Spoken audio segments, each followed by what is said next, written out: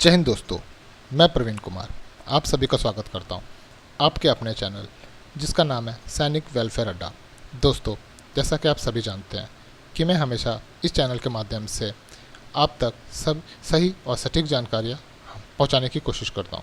तो दोस्तों, आप सभी से रिक्वेस्ट है कि आपको मेरे इस वीडियो में दी गई जानकारी अच्छी लगती है तो प्लीज़ वीडियो को लाइक और शेयर ज़रूर कर दें। साथ ही दोस्तों, चैनल से जुड़े रहने के लिए आप मेरे चैनल को सब्सक्राइब भी कर लें। दोस्तों, आज हम अपने इस वीडियो में बात करेंगे सरकार के द्वारा बढ़ाए गए 2% डीए और डीआर को लेकर। साथ ही दोस्तों, इसके अलावा हम बात करेंगे कि भूतपूर्व सैनिकों को केएसबी के थ्रू कुछ पैसा आया है, उसके बारे में भी हम बात करेंगे। इसके अलावा दोस्तों, हम बात करेंगे कि अप्रैल महीने में सीए और डीए डीआर के एरियर के अलावा कुछ और भी अलाउंसेस हैं वो आएंगे, उनके बारे में भी हम बात करेंगे यदि आपने अप्लाई किया हुआ है तो। दोस्तों, इसके अलावा हम बात करेंगे पेंशन के ऊपर जो सरकार एक नया बिल लेके आई है उसके बारे में भी बात करेंगे, जिसका कि नाम केंद्र सरकार ने पेंशन लायबिलिटीज एक्ट रखा है। दोस्तों, ये बिल के बारे में जानना, इस बिल के बारे में जानना बहुत ही ज़रूरी है, क्योंकि इसका सीधा असर अभी नहीं तो नए आने वाले पेंशनर्स के ऊपर ज़रूर पड़ेगा। तो दोस्तों, हम बात करते हैं पहले डीएडीआर के घोषणा के ऊपर। दोस्तों, जैसा कि आप सभी जानते हैं कि सरकार ने कल प्रेस रिलीज जारी करके बताया दिया कि सरकार ने 1 जनवरी 2025 से डीएडीआर के में वर्तमान मौजूदा दर में 2% की वृद्धि कर दी है और अब ये 53% से बढ़कर 55% यानी कि 55% हो गया है। दोस्तों, सरकार ने इसमें ये भी बताया कि इस वृद्धि का 2% वृद्धि का 48.66 लाख वर्तमान के कर्मचारियों को इसका फ़ायदा होगा। साथ ही 66.55 लाख पेंशनर्स को भी इसका फ़ायदा मिलेगा, जो कि 1 जनवरी 2025 से होगा। दोस्तों, सरकार ने ये भी बताया कि इस 2% की वृद्धि का सरकार के ऊपर 6,614.0 करोड़ का सालाना वित्तीय बोझ पड़ेगा। दोस्तों, 2% की वृद्धि वैसे तो ज़्यादा नहीं है, परंतु महंगाई को आंकड़ों को देखते हुए सरकार से उम्मीद की जा रही थी कि सरकार इसमें 0.1% की वृद्धि करके इसको 3% की घोषणा इसमें करेगी, क्योंकि महंगाई के आंकड़े 2.99% तक हमारी महंगाई दर को लेकर जा रहे थे। परंतु सरकार ने ऐसा नहीं किया और सरकार ने इसमें सिर्फ मात्र 2% की ही वृद्धि की घोषणा की है। दोस्तों, इसके अलावा हम बात करते हैं आगे केएसबी के थ्रू अभी कुछ लोगों को अकाउंट में कुछ पैसा आ चुका है, जो कि उन्होंने सीए का क्लेम केएसबी के थ्रू अपने बच्चों के लिए किया था। जिनके भी एक बच्चे यानी कि एक छात्र, एक स्टूडेंट के लिए जिन्होंने अप्लाई किया था, उनके अकाउंट में 12,000 रुपये की राशि आ भी गई है। साथ ही जिन्होंने 2 बच्चों के लिए यानी कि 2 स्टूडेंट्स के लिए अप्लाई किया था, उनके अकाउंट में 24,000 की राशि आ चुकी है। दोस्तों, जैसा कि आप सभी जानते हैं कि मार्च का एंडिंग मंथ हो गया है, लगभग हो ही गया है। 31 मार्च या 1 अप्रैल को बच्चों के स्कूल के रिजल्ट भी आना शुरू हो जाएंगे। तो दोस्तों, आप सभी से रिक्वेस्ट है कि जब भी आप अपने बच्चों का स्कूल से मार्कशीट लेते हैं 9th से और 9th तक, फर्स्ट क्लास से लेकर 9th और साथ ही 11th क्लास का, क्योंकि 10th और 12th का तो बोर्ड होगा, तो जब आप इन क्लासेस का मार्कशीट लेते हैं तो प्लीज़ ये चेक ज़रूर कर लें कि उसमें आपके बच्चे का नाम, डेट ऑफ बर्थ और आपका नाम उसमें सही से मेंशन किया गया है। अगर उसमें कोई भी स्पेलिंग में कोई भी एरर है तो आप उसी समय उसको स्कूल में ठीक करवा लें, क्योंकि जब अभी आप अगर इसमें कोई भी त्रुटि होगी, कोई भी एरर होगा, तो आपको सीए के क्लेम करने में दिक्कत होगी और आप क्लेम करने के लिए अप्लाई भी करते हैं तो उसमें आपको ऑब्जर्वेशन आ सकता है।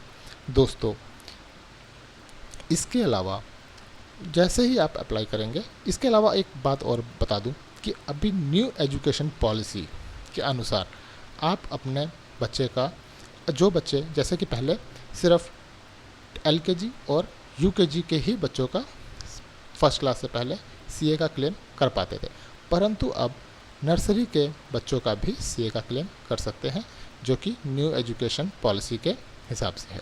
आप जरूर करें दोस्तों। इसके अलावा आपको और भी बताता चलूँ कि अप्रैल के महीने में आपके और भी सारे क्लेम अगर आपने किए हुए हैं तो उनके भी पैसे आपके अकाउंट में देखने को मिलेगा।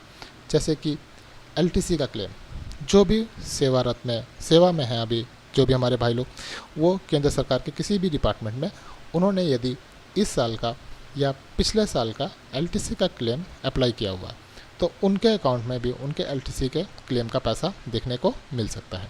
साथ ही दोस्तों, जिन भूतपूर्व सैनिकों ने ईसीएचएस के माध्यम से ऑनलाइन मेडिकल रीएम्बर्समेंट का क्लेम अप्लाई किया हुआ है और उनके क्लेम में कोई भी दिक्कत या कोई परेशानी नहीं है, सारे डॉक्यूमेंट सही हैं, तो उनको भी उनके क्लेम का पैसा उनके अकाउंट में देखने को मिल जाएगा। साथ ही दोस्तों, आपको एक बात और बता दूं दोस्तों, जैसा कि आप सभी जानते हैं कि सरकार संसद में एक नया पेंशन के संबंध में एक नया बिल लेके आई है, जिसका नाम है पेंशन लायबिलिटीज एक्ट। यानी कि दोस्तों, सरकार ने पेंशन के मुद्दे को ध्यान में रखते हुए एक नया बिल पेंशन संशोधन में लेके आई है। जैसा कि आप सभी जानते हैं कि 1 अप्रैल 2025 से यूपीएस पूरे देश में लागू होने वाला है, मतलब यूनिफाइड पेंशन स्कीम। इससे पहले हमारे देश में ओपीएस और एनपीएस पहले से ही अस्तित्व में है और 1 अप्रैल से ये यूपीएस भी अस्तित्व में आ जाएगा और कर्मचारियों के पास मौका रहेगा कि वो एनपीएस या यूपीएस किसी में से किसी भी एक का चयन कर सकते हैं। तो दोस्तों, जैसा कि आप जानते हैं, मैं आपको एग्जांपल से समझाता हूँ। जैसे कि हमारे सेना के अंदर अगर कोई 2 व्यक्ति एक ही समय में रिटायर होते हैं और उनकी क्वालिफ़िकेशन, उनकी सर्विस, उनका डेट ऑफ प्रमोशन सब कुछ बराबर होता है, परंतु फिर भी रिटायरमेंट के बाद यदि उनके पेंशन में कुछ भी अंतर होता है तो वो कोर्ट के थ्रू केस करके या अप्लाई कैसे भी करके अपना पेंशन बराबर करवा लेते थे। परंतु अब जैसे कि एक कर्मचारी एनपीएस में रहेगा और दूसरा ओपीएस में, बट उनकी रिटायरमेंट के समय भले ही उनकी सर्विस और उनका क्वालिफ़िकेशन सब कुछ बराबर होगा, परंतु जाहिर सी बात है कि उस समय एनपीएस और ओपीएस के पेंशन में कुछ ना कुछ अंतर ज़रूर होगा। परंतु इसी बात को लेके वो इस पेंशन के अंतर को लेके कोई भी केस या मुकदमा या कैसे अपना अपील कोर्ट में जाके ना कर सकें, इसीलिए सरकार ये पेंशन संशोधन बिल लेके आई है, जिस बिल के अंदर सरकार ने क्लियर बताया है कि सरकार एक ही समय में रिटायर हुए सेम क्वालिफ़िकेशन के अलग अलग 2 लोगों को अलग अलग पेंशन देने के लिए सक्षम है। यानी कि सरकार उन लोगों को अलग अलग पेंशन में दे सकती है। तो दोस्तों, इससे ये होगा कि अगर आपको लगता भी है कि एनपीएस या यूपीएस दोनों में से किसी की भी पेंशन उसमें से ज़्यादा हो रही है, तो भी आप इसको लेके कोर्ट में नहीं जा सकते। यदि आप कोर्ट में जाएंगे भी तो जैसा कि आप सभी जानते हैं कि कोर्ट सरकार के बनाए हुए नियमों के अनुसार ही अपने फैसले देती है, तो वहाँ भी ये पॉलिसी मैटर कह के इसको खारिज कर दिया जाएगा दोस्तों। साथ ही दोस्तों खारिज कर दिया जाएगा। तो दोस्तों, आप सभी एनपीएस में जो भी अभी कर्मचारी हैं और वो यूपीएस में जाना चाहते हैं, तो इसको चुनने से पहले ज़रूर एक बार अच्छे से समझ लें और सोच लें कि आपके लिए भविष्य में क्या चीज़ अच्छी रहेगी, एनपीएस या यूपीएस। तो इनका चयन बहुत ही ध्यानपूर्वक करें दोस्तों। इसके अलावा क्योंकि इसमें बाद में सुनवाई की कोई गुंजाइश नहीं है और सरकार ने साथ ही इस पेंशन बिल में ये भी बताया है कि यूपीएस की बात करें तो इसमें क्लियर है, आपने अगर गजट नोटिफिकेशन को नहीं पढ़ा है तो एक बार ज़रूर उसको पढ़ें। उसमें कहीं भी पेंशन नाम का कोई भी वर्ड सरकार ने मेंशन किया ही नहीं है। वैसे तो ये बहुत ही टेक्निकल सी बात है, टेक्निकल शब्द है पेंशन, बट इसमें जहाँ भी सरकार ने पेंशन का होना चाहिए था वहाँ पर सरकार ने पे आउट वर्ड का इस्तेमाल किया है। भले ही इसके नाम में यूपीएस है, बट कहीं भी पूरे गजट नोटिफिकेशन में पेंशन की बात है ही नहीं। सरकार ने जहाँ जहाँ बात देने की आई है, भुगतान करने की आई है, वहाँ पे आउट शब्द का ही जिक्र किया है। तो दोस्तों, पे आउट सरकार के ऊपर निर्भर करती है कि सरकार किस प्रकार से और कितना देगी और कब तक देगी। तो ये भी एक बहुत ही चिंता का विषय है। तो दोस्तों, इसीलिए आप सभी से रिक्वेस्ट है एक बार फिर से कि एनपीएस और यूपीएस दोनों में से किसी का भी चुनाव करते हुए अपनी सर्विस और बची हुई सर्विस खास करके और अपना सब कुछ चेक बैक करके ही आपको क्या है, आपकी ज़रूरतें, भविष्य की क्या ज़रूरतें हैं और कैसे क्या होना है, सब कुछ आप जानते हैं। तो इसकी अच्छे से प्लानिंग करके ही एनपीएस और यूपीएस का चुनाव करें। जैसे कि आप सभी जानते हैं कि एनपीएस से यूपीएस में बदलाव के लिए अभी भी सरकार ने 30 जून तक का समय है आपके पास, तो इसका चुनाव बहुत ही ध्यानपूर्वक करें। दोस्तों, इसके अलावा हम बात करते हैं इक्वल एमएसपी के केस के ऊपर। दोस्तों, आपको बता दूं, हो सकता है कि बहुत से लोग भूल भी गए होंगे और उनको लगता होगा कि इक्वल एमएसपी का केस कोर्ट से बिल्कुल खारिज हो चुका है। तो नहीं दोस्तों, इक्वल एमएसपी का केस अभी भी सुप्रीम कोर्ट में चल रहा है। अभी ही 2 दिन पहले सुप्रीम कोर्ट ने इस केस के ऊपर एक फैसला सुनाते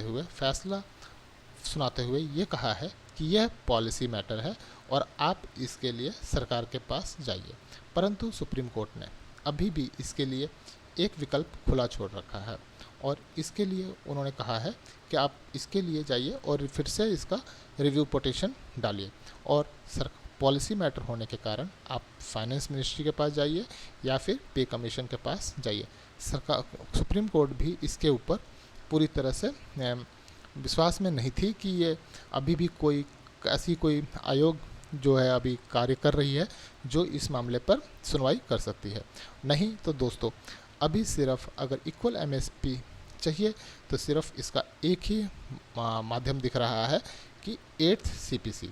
अगर 8th सीपीसी के अंदर इसका निवारण हो जाता है तो सभी को इक्वल एमएसपी का मिल सकती है। जैसा कि आप सभी जानते हैं कि शायद कोर्ट ने भी अपने फैसले के अंदर जो भी हमारे भूतपूर्व सैनिक या हमारी वीर नारी, इनके बारे में ना सोच के शायद सरकार के बजट के बारे में ही, वित्तीय बोझ के बारे में ही सोचा है। तो दोस्तों, अब सिर्फ 8th पे कमीशन ही एक ऐसा जरिया है जिस पे कि भरोसा या एक उम्मीद की जा सकती है कि ये हमारा इक्वल एमएसपी का केस को सॉर्ट आउट कर सकती है। और इसके अलावा जैसा कि कोर्ट ने तो बता दिया कि आप सरकार के पास जाइए या वेतन आयोग के पास जाइए और एमएसपी का केस को वहाँ पे अपना सुलझा लीजिए, परंतु ऐसा लग नहीं रहा है कि सरकार इस मुद्दे पे आगे कुछ भी सुनने के लिए तैयार है। तो दोस्तों, अब बस उम्मीद यही की जा सकती है कि 8वें वेतन आयोग के अंदर हमारी इन मांगों को पूरा किया जाए, क्योंकि मैं खुद एक एक्स सर्विसमैन हूँ, तो मुझे भी इसके नतीजे का बेसब्री से इंतज़ार रहेगा कि इस पे सरकार और वेतन आयोग हमारी सिफारिशों को या हमारी मांगों को किस प्रकार से लेता है। तो दोस्तों, इस वीडियो में इतना ही। मिलते हैं अगले वीडियो में, तब तक के लिए नमस्कार, जय हिंद, जय भारत।